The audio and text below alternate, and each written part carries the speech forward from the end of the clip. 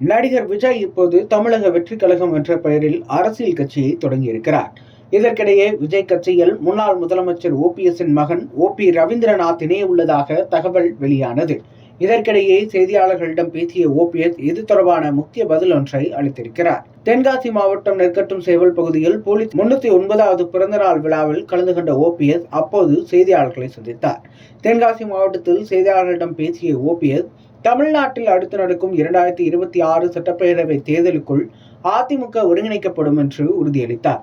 அதேபோல 2026 அதிமுகவை ஒருங்கிணைத்து எம்ஜிஆர் ஜெயலலிதா ஆட்சியை மீண்டும் தமிழ்நாட்டில் கொண்டு வருவோம் என்றும், தமிழ்நாட்டில் இப்போது பல்வேறு பிரச்சனைகள் உள்ளன, சட்ட ஒழுங்கு மிக சீர்கெட்டு மோசமான நிலையில் உள்ளதாகவும், எங்கு பார்த்தாலும் கஞ்சா என்ற சூழலே தற்போது நிலவுவதாகவும் குற்றம் சாட்டினார். தொடர்ந்து சென்னையில் பூலித்தேவருக்கு சிலை அமைப்பது குறித்த கேள்விக்கு பதிலளித்த ஓபிஎஸ், தலைநகர் சென்னையில் பூலித்தேவருக்கு வெண்கல சிலை அமைக்க வேண்டும் என்ற கோரிக்கை இருக்கிறது.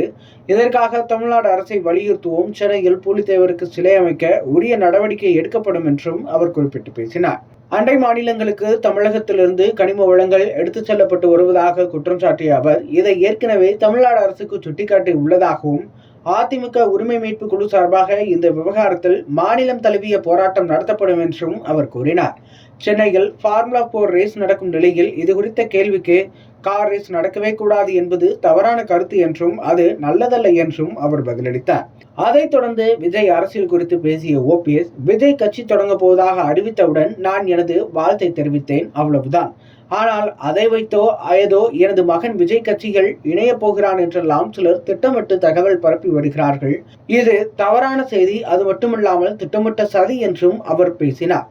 ஓபிஎஸ் மகனான ஓபி ரவீந்திரநாத் 2019 முதல் 2024 வரை தேனி தொகுதி அதிமுக எம்பியாக இருந்தவர். இடையில் அதிமுக உட்கட்சி மோதல் ஏற்பட்ட போது ஓபிஎஸ் ஆதரவாளர்கள் பலரும் கட்சியில் இருந்து நீக்கப்பட்டனர். அப்போது ரவீந்திரநாத்தும் அதிமுகவில் இருந்து நீக்கப்பட்டார். கடந்த 2024 நடந்த லோக்சபா தேர்தலில் ரவீந்திரநாத் போட்டியிடவில்லை.